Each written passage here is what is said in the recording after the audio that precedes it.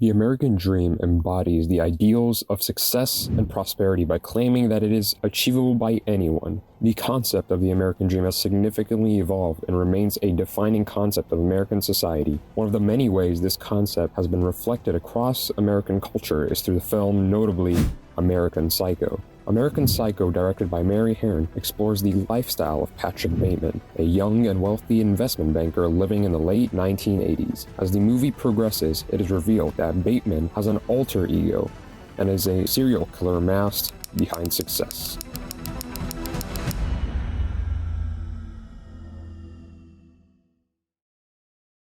One of the prominent parts of the movie is the business card scene, which shows Patrick Bateman interacting with his co-workers, revealing a lot about his characteristics to the audience. The business card scene connects to the American dream, illustrating how success is equated with wealth and superficial appearances in corporate America, which creates a negative culture of comparison of identity and over-competition. The location of this scene is significant as it is depicted to take place on the top floor of a large corporate building that overlooks New York, thus reflecting the overarching theme of competitiveness and status. Paul Allen mistaking Patrick Bateman for Marcus Hilberstram is symbolic and conveys the theme of identity. Hello, Halberstram. Nice tie.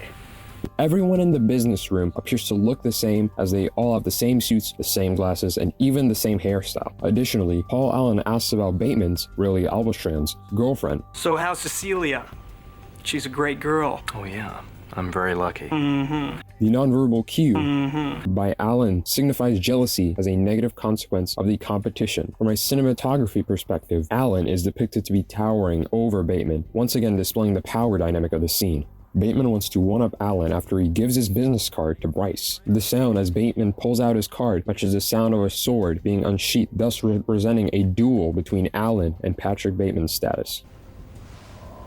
Is that a gram? New card. What do you think? A close-up of the scene reveals that their cards are very similar, with their plain, white texture and simplistic font. Good coloring. That's bone. And the lettering is something called Cillian Braille.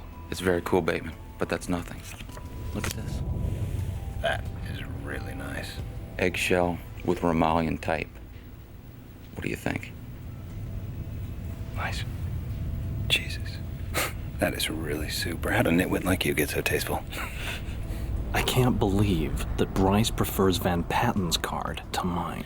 But wait, you ain't seen nothing yet.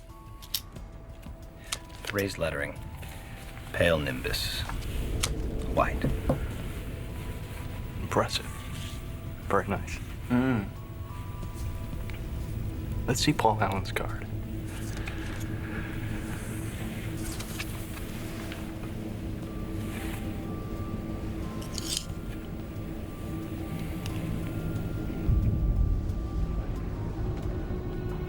It is ironic to show that Allen's card is better than Bateman's card, hence contemplating the theme of identity in the scene with the absurdity of Bateman's reaction. Bateman starts to nervously sweat at the sight of Allen's card, and the audience gets a closer look at his face. The business cards symbolize the importance of status in the American dream to the characters in the film. It reflects their over-competitiveness and sense of identity as seen through Bateman's egotistic interactions and lifestyle.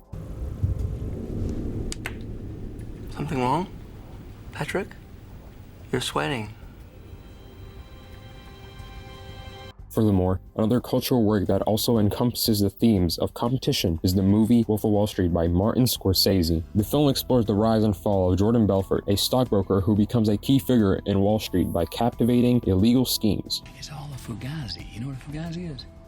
Fugazi. It's fake. Yeah, fugazi. It's a wazi, it's a woozy, it's a fairy dust. It doesn't exist. In one scene, for instance, he delivers a pep talk before the launching of the Steve Madden IPO, where he states that there is no nobility in poverty. There is no nobility in poverty. I have been a rich man and I have been a poor man, and I choose rich every time. This way, Belfort asserts that he will continue to compete with other stockbrokers in an unethical way to get closer to his dream, which displays over-competitiveness in pursuit of success. Thus, both the American Psycho and The Wolf of Wall Street depict the corrupt side of the American dream.